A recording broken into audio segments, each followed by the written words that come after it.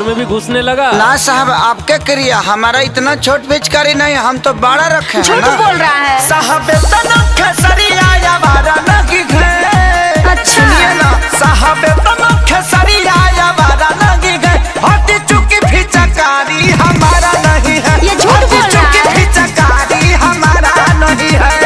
देखिए जी, इसके बाद तो मत रहिएगा, ये बहुत चतुर नर है।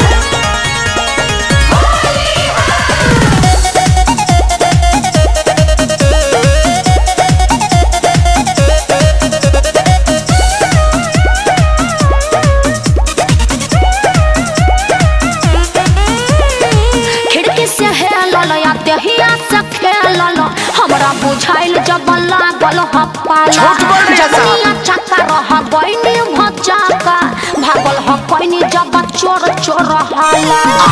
हमको पक्का विश्वास है जी, यही था।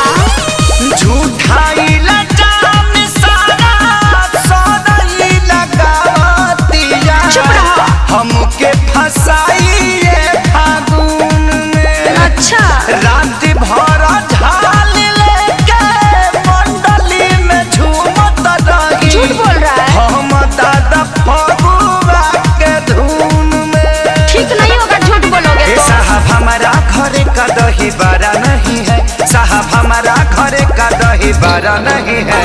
होगा लेकिन खट्टा। तो साहब तो न खेसरिया या बारा नहीं है। हटी चुकी पिचकारी हमारा नहीं है। सच को हटानी है तो हमारा नहीं है। सच में साहब इतना छोट मेरा नहीं है।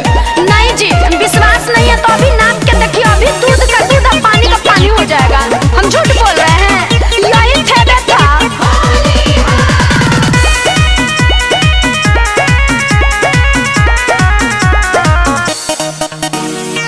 कान धराई हथकड़ी लगाई, अपना गुनाह तो बचा के कबूली।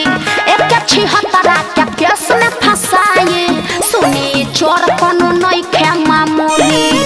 आगे चल के बहुत घात पड़ी है। आपन कुकरम छुपावे खातिर रउआ सोझा। का? रोवतिया बात हमारा मानी जी। चुप रहो। सोनू सुधा कर संगे धराइल त बचे खातिर गावतिया ऐसन कहानी जी। फिर झूठ बोल रहा है, देखिए जी।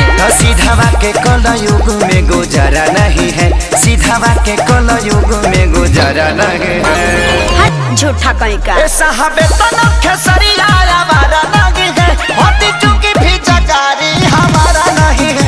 हटी चुकी पिचकारी हमारा नहीं है। सच में हमारा नहीं, माई क्रिया कर है। झूठा लबड़ा कहीं का।